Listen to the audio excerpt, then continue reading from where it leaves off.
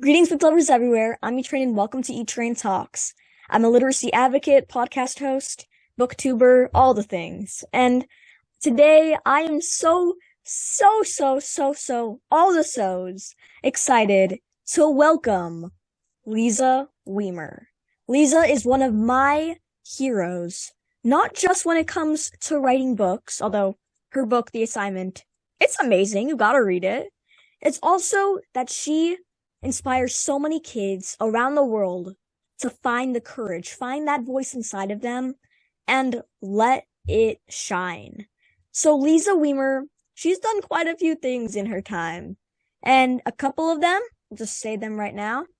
So she is one of the top 100 people positively impacting Jewish life. She was named that in 2021, and she's taught for over 20 years along with the many other, awards that she's received. She's also an award-winning educator and author. So now, without further delay, I've just got to say welcome and thank you to my guest today, hero extraordinaire, Liza Wiemer. Thank you so much for being here today.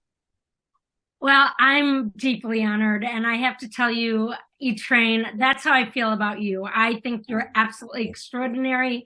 I'm so grateful to you for being a light, to not just, middle grade students, young adults, but to all people. And I know that when I talk to my author friends, they feel the exact same way that I do.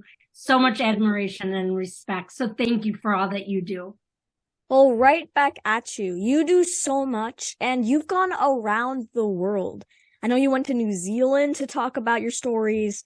Of course, you go across the United States, other countries, and also your books are translated into many languages, which we'll touch base on a little bit later.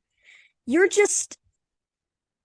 also a light. Like, I love the term light because you really are, you're like, in the middle of the night, you're like a night light because everything else is dark. Nobody really wants to speak up and shine, but you're out there changing the world. You have the courage through your writing and also through your speaking.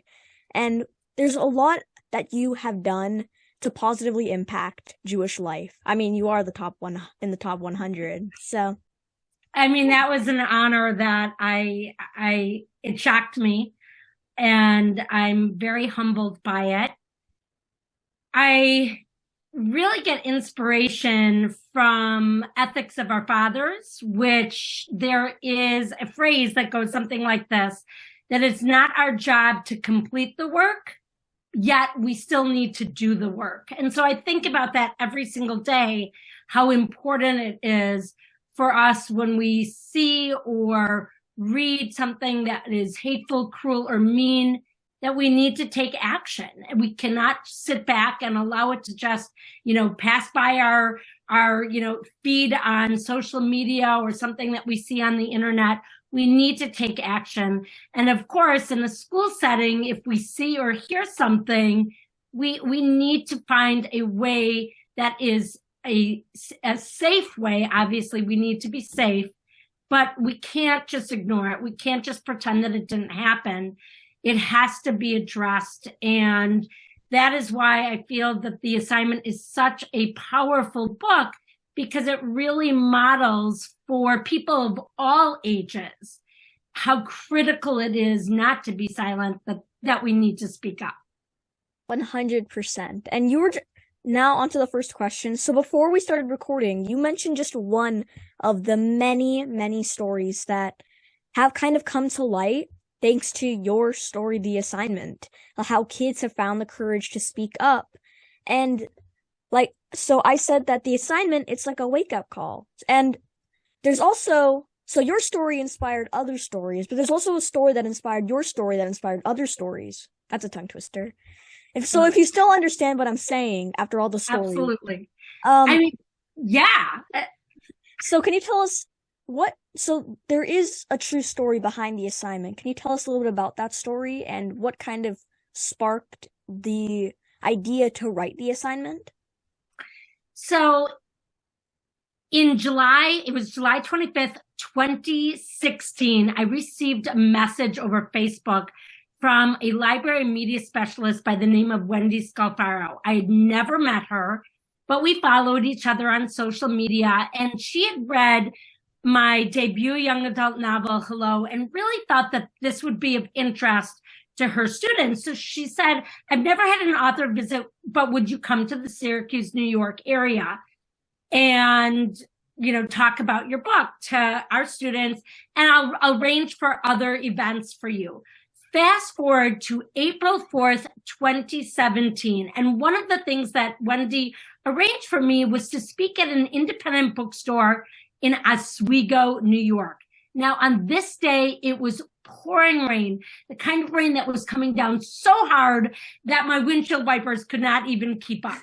So I made the decision I was going to leave super early to go to Oswego, and I was going to spend my entire afternoon sitting in a coffee shop. But unfortunately, when I got there, the coffee shop was closed. So I was driving around, and I ended up at an ordinary grocery store, and I parked. I opened up my door, and I was wearing knit boots, and the parking lot was flooded. So I was like, I've got all this time on my hands. I'm just going to sit here. So I ended up going on Facebook again. And that's when I saw on my feed the following. What just happened? New York high school students were given an assignment to argue in favor of exterminating Jews. So as someone that's Jewish, and at the time being in New York, I'm from Milwaukee, Wisconsin, I clicked on the link. And where was that assignment given? Oswego, New York, the very town I was in. And I was like, okay, this is like unbelievable. There are, 1,000 plus small towns across the country, and I'm in the small town where this happened. And then I started reading more and more about this assignment, and I saw a photograph of the two brave teens who spoke up, Archer Jordan and Archer Shurtleff. I'm sorry, Jordan April and Archer Shurtleff. And I thought, wow, I'd love to meet Archer and Jordan, but I wasn't going to any high schools. I had an event at an independent bookstore. Well, fast forward 5 hours, I took 4 steps into the bookstore, looked up, and I recognized Jordan April from the photograph in all these articles. And I went, oh my goodness, it's the world famous Jordan. And she looked at me like, how do you know who I am? And I was like, I got to show you my phone. I've been reading all about you. What you did was so brave. And that was basically what launched everything. And that night I did a 3-way phone conversation with Archer and with Jordan. And I ended up writing an article about, this amazing connection and how brave they were. When I returned home to Milwaukee, a friend of mine said, you were born to write this novel. And so I reached out to Jordan and I reached out to Archer and I said, I'm really inspired by what you did. I'd really like to write a book about this. It's not going to be about you. It's going to be a work of fiction, but certainly what you've done, is the foundation of what has inspired me to write this book. Wow. So also, this is kind of a follow-up question. In the story, your two protagonists, they both have a little bit of a crush on each other. Is that the case with Jordan and Archer? I can't really say for sure because they never said it directly to me. Mm-hmm. Without a doubt, they were very close friends. Mm-hmm. And I know if I'm recalling correctly, they went to prom.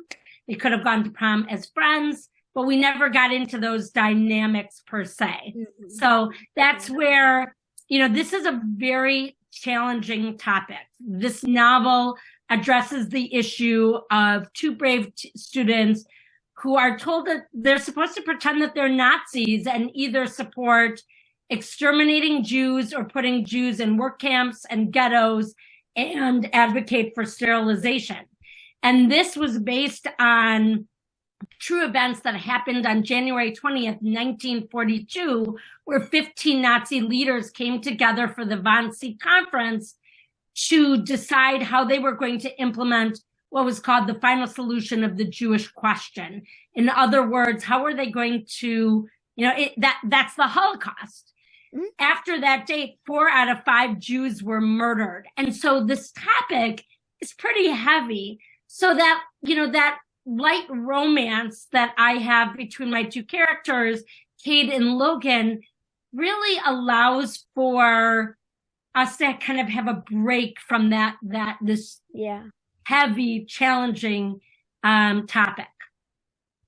So you also mentioned that The Assignment is a young adult novel, and I haven't really talked to many YA authors before, so I haven't really had the chance to ask this question. So what do you think is sort of the boundary between middle grade, which is what I usually read? Of course, I love The Assignment. It is just amazing. And what's the boundary between middle grade and YA? Is there like one kind of topic that is only discussed in either of the two?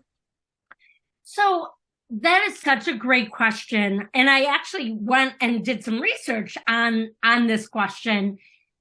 Middle grade basically is geared from 8 until 12 years old. Mm-hmm. And we know, and you've actually shared on your podcast that middle grade novels can address some very important, deep topics.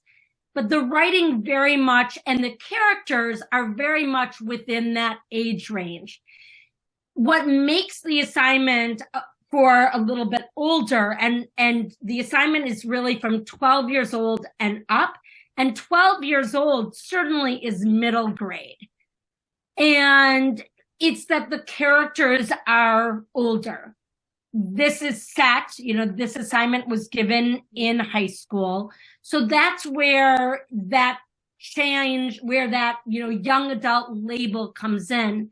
However, with this novel is being read in classrooms across the globe where, for 7th grade, 8th grade, it's being read, throughout high school. It's being utilized in colleges. And I have as many, senior citizens reading this book as I do middle grade students. It's really one of those books that is relatable to a wide range of ages. And I think that's why it, connects with you, because it has that ability to transcend so many different ages. Definitely. And I met with one author before, but she was never going to create a sequel to a book because her character was now 13 and she wanted to stay in the middle grade range. But everybody kept asking for one, and she did create a sequel that I mentioned in the Zoe Washington books. So she cannot write a third book because Zoe's already in high school. She's going into it. She can't go any farther than that because then she would be kind of in the YA range. So I found that really interesting and kind of relates to The Assignment in a bit. Yeah, it's interesting. One of the books that is sitting in my computer and most likely, might not go anywhere, was I wrote a character that was transitioning from 8th grade to high school. And it was rejected over and over again, not because of the writing, but because they weren't sure, is this middle grade or is this high school? And as an educator, I found this kind of frustrating because I think that transition is challenging for a lot of students. And to have a book that addresses those challenges, to me, felt as an educator and as a parent to be important. But unfortunately, because oftentimes books get labeled in, either middle grade, young adult, that they weren't sure where that book would get placed on the shelf. So The Assignment, in many ways, I think, is an exception to the rule because, as I said, I'm seeing this being taught in 7th grade classes across the globe. But I also, have walked into 12th grade classes that are utilizing this book. So the reason why I believe that is why this is happening is because of the topics it addresses.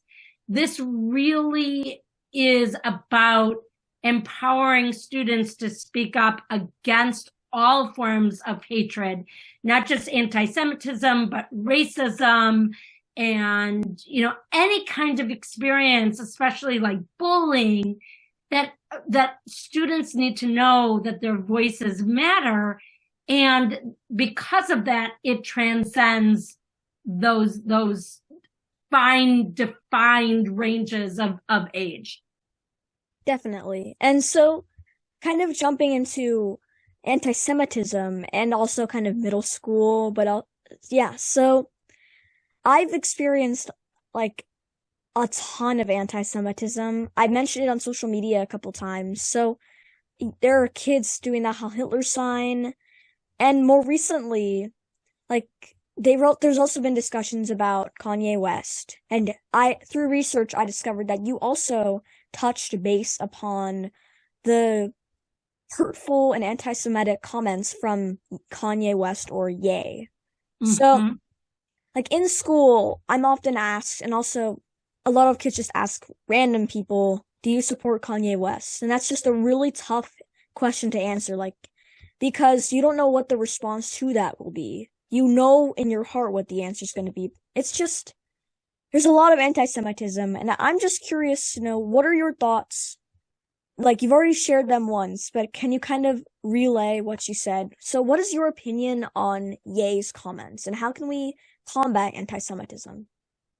First of all, it is just so frustrating and painful to know that you've experienced this in your school. The one thing that I can sadly tell you is that you are not alone. Mm-hmm. I hear from students across the country, across the globe, from students in middle school, that it's not, sadly, a matter of if they're going to experience anti-Semitism, but more of when. Mm-hmm. And that to me is absolutely appalling and shocking and so critical that we make sure that our voices matter and that it's called out. Mm-hmm. So here's a situation with Ye, who, is this, superstar, and yet here he had made some, he said he was going to go DEFCON, on the Jewish people, and the idea of anyone in any kind of position where, it's he has a platform. And the fact that he said this and people are like, wow, he must, if he's saying it, it must be true. Mm-hmm. And so I was contacted by someone at the BBC and asked to comment about this. And my comment was that I was seeing a lot of movie stars and musicians speaking out and calling out this anti-Semitism and saying that what he did was wrong. And I really appreciated this, because it can't just be Jewish people calling out anti-Semitism. We need everyone saying that it's wrong. My biggest concern is that where are these movie stars and musicians when it's not a superstar like Ye making an anti-Semitic comment? So it was great that they showed up for that moment. We need them to show up all the time. And I'm not seeing this on a regular basis. We need everyone to feel empowered and to recognize that this is not a world where there is room for hate. And unfortunately, we are seeing it in schools, in middle school, in high school, in college campuses. We are seeing it all over the internet. And we need to first recognize it, to understand that giving the Nazi salute is a symbol of hatred. Drawing a swastika is a symbol of hatred. And if you do that, you literally are saying, this is what I support. This is what I believe. And it's a reflection on you as a person in a really negative, horrible way. So it's so critical for us to understand it's not a reflection on you. It's a reflection on the people that are promoting that hatred. 100%. So, two things. One, so I probably the one thing that kids dislike the most is when their parents say, back in my day, this wasn't like this. But I feel like with Ye's comments and all the anti-Semitism that's been going around, like my parents have said this didn't happen when there was still anti-Semitism, but not like this sheer amounts when they went to school. And a lot of the times when parents say stuff like that, you're like, oh, that's because you were born in the 80s or the 70s. But like, it makes sense because these comments are making anti-Semitism seem cool. Like, nothing before this had, like, anti-Semitism, a lot of the times, it was, at least from what I've experienced, people are just kind of cruel. But now with the internet and all this kind of stuff, and especially the recent comments, it's just it makes anti-Semitism cool, hip, like it makes it trendy. And that is the worst thing because not only it's kind of making good people bad in a sense, kind of what happened all those years ago, because like sometimes a lot of kids feel like they need to say these sort of things because they want to be cool. They want to fit in. It's just horrible what's happening. 100%. And, you know, your comment about your parents, here's the thing. My aunt once said to me that anti-Semitism has, you know, it always is there. And that there are periods of time in society where it lurks just, you know, a quarter inch below the surface. When I was a little girl, I grew up in an area where there weren't tons of Jewish people, and I experienced anti-Semitism on a regular basis. So I had people ask me, where is your tail and horns? I had someone say to me that you killed Jesus. And I had swastikas carved into my desk. I was on the playground and someone screamed out, Heil Hitler, kill the Jews. And this was, I believe it was the summer between my 7th grade and 8th grade. And it was the first time I ever really spoke up. I looked at him and I said, well, then I guess you'll want to kill me. And he was like, why would I want to do that? And I said, because I'm Jewish. And I was so proud of myself for speaking up. I have never regretted any time I've spoken up. I've only regretted the times when I haven't spoken up. But here's the thing that everyone needs to remember, that anti-Semitism has existed for thousands of years. Mm-hmm.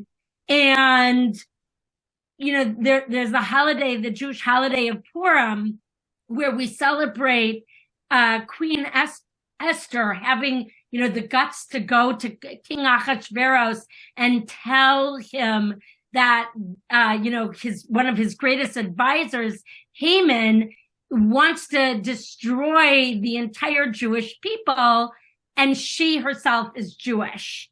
And, you know, all these years later, we're celebrating this victory over stopping Haman's plot to destroy the Jewish people. So, you know, what you're saying about it being hip and cool today, you're 100% right. We're seeing that. I just had an incident. I got an email from a rabbi telling me about an incident with a student at a public school. He's in 8th grade. He after hearing me speak, the very next day, he was at school and this kid stood up and gave the Nazi salute. And he said that he was around like football players and they all laughed. And Wow. he realized that he had to do something about it. Instead of just allowing this boy to get away with what he did, he went and he went to the principal to tell the principal what happened. And it wasn't easy for him to do this. He was really uncomfortable. But if it hadn't been for the book, the assignment, he would have, been silent. And we can't allow this just because you see it, on the internet and it seems cool. It's still hate. And that kind of hate puts people's lives in danger. And we must call it out.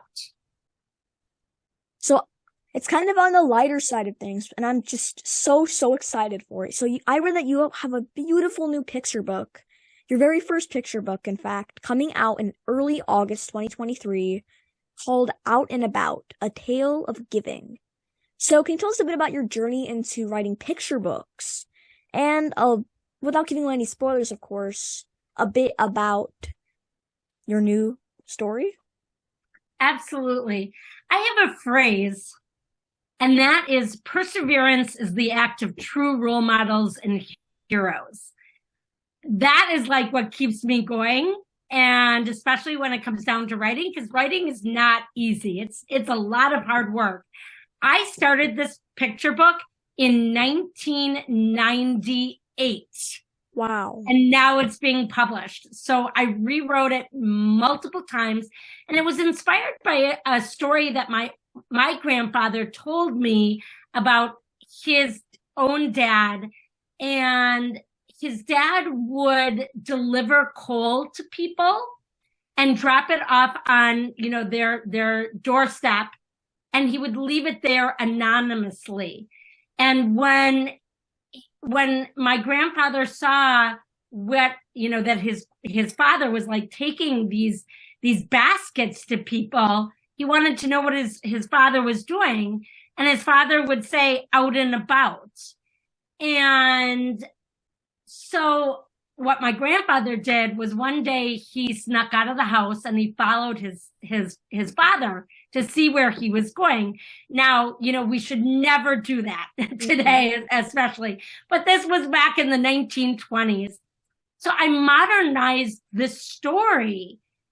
What my grandfather was in and what my great grandfather was trying to instill in his own children, and then my grandfather did for me also, was the importance of giving to people in need, but doing so anonymously so that they wouldn't feel embarrassed about needing something.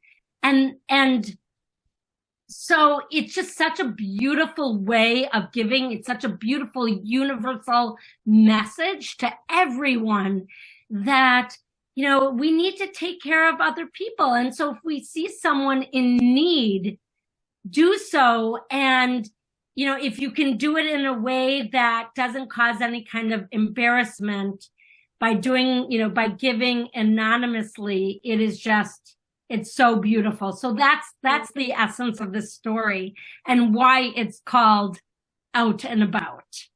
Well, I, for one, cannot wait to read Out and About. I don't know about you, everyone. You probably, after that inspiring summary, I think that you want a copy too, but we'll have to wait until August, sadly. So August cannot come any sooner. And I love the idea of giving anonymously because you mentioned how people might feel embarrassed about needing something. I also feel like if you give anonymously, they won't have to feel embarrassed in the fact that they also feel obligated to give something back to the person. So that's also absolutely beautiful. I mean, that's so beautifully said. If you can, ease that for someone and it feels good, there's nothing wrong about feeling good about giving and And it goes both ways. The person that receives it feels good, and the person that gives is feeling good in this beautiful act. So yeah, I'm excited about it. How do you find the courage? Is there kind of something that you tell yourself, or just do you have that feeling like you obligated to do something, I guess you could say? Yeah, I think what we need to recognize, and what I have found across the globe, especially, with people of all ages, actually, is that we have to understand the reasons why we don't speak up. And so there are many, but I'll just give you a few. First of all, each one of us has a natural instinct that we want to protect ourselves. And it's like, oh, we see someone being bullied, and it's like, oh, I see that. I know that's wrong. But if I get involved, that means that maybe they might, Yeah. attack me. So that might be one reason. Or they don't want to be embarrassed or humiliated, or they feel that they might be in the minority and they feel that peer pressure. There's that intimidation. If you've heard the phrase snitches get stitches, which is so common, what people don't realize is people that say that, they're the ones that have done something wrong, right? And that's actually a very cowardly thing to say, because you're not owning up to your mistake. You're not owning up to what you've done that's wrong. It's courageous to own our mistakes. It's courageous to say, you know what? I did something wrong, and I'm going to own it. And so people will utilize, intimidation or that fear. So once we understand why we stay silent, that a lot of it has to do with that fear, or what happens if there's going to be repercussions. Once we understand how critical it is to let those things go, and to know that if we remain silent, those people that are doing the wrong thing are going to get away with it. And here's the thing with the internet today, there are racist comments, anti-Semitic comments that are hateful to the LGBTQIA+ community. If you just let those posts go by and you're not reporting them, you're a part of it. So at the very least, here's a perfect example. Report those as being hateful. But in school, when it's, in person, we need to take a moment, and first of all, we need to say to ourselves, am I safe in the moment? But let's say we don't, we are frozen and we're like, oh my gosh, I know this is wrong, but I don't feel comfortable in the moment saying something. At the very least, we need to go up to that person afterward and say, you know what? I'm so sorry. I heard what that person said. That was not nice at all. What can I do to support you? Would you like to go and talk to the teacher? How can I support you? Because that wasn't right. And so we need to know that our voices matter. That, yes, it can be frightening in the moment to say something, or you might hear like all these people laugh and you're afraid because, all these people are laughing and you're like, this isn't funny. My suggestion is the following, like, practice. Say things like, why would you say something like that? Or, I'm not understanding like where you're going with that. Can you explain like why you think that that's okay?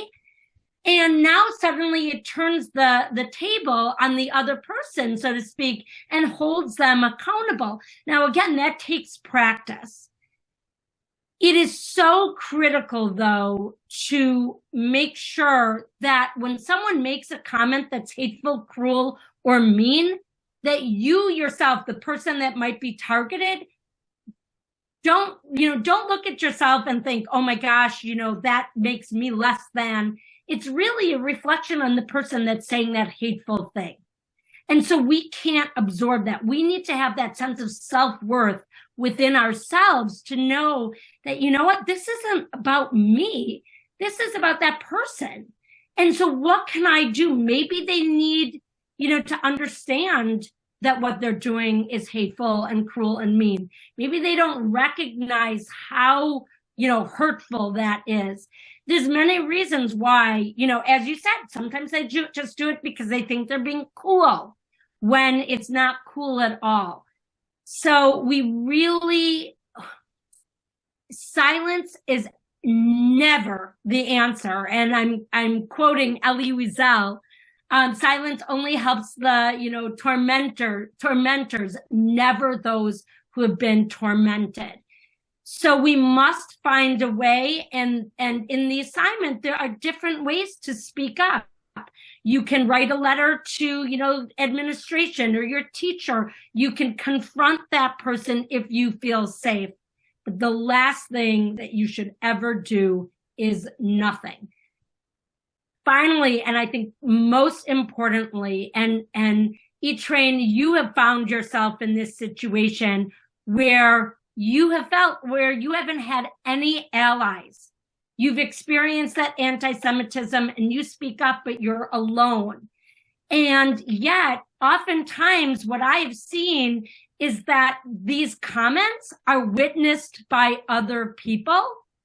And we need to find those allies. We need to approach other people and say, hey, you were there, you heard this. Will you, come with me to the teacher? Will you come with me, to the principal? And have that courage to be there with me. Because it's really difficult and challenging to do things on our own. But just like in the novel, my two main characters, Kate and Logan, they had each other. And so I highly recommend, even before an incident happens, is to find one other person who's going to be that buddy, who will be there with you to go and speak up with you. My final question in the interview, it's very sad that it's the final question because I really loved our talk. It's one that I ask every single person I interview. If you could be, or if you could meet any literary character, it could be your favorite author or your favorite character in a story, who would it be and why?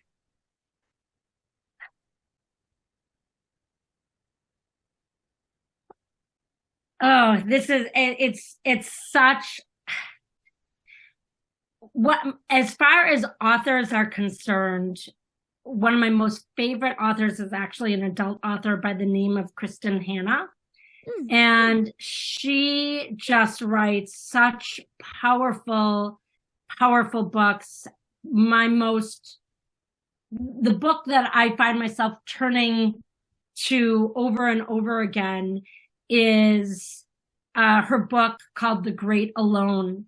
And it actually, the characters are, start out in grade school and go all the way up to adults. And her writing, she makes the state of Alaska and living in Alaska, the setting becomes a character.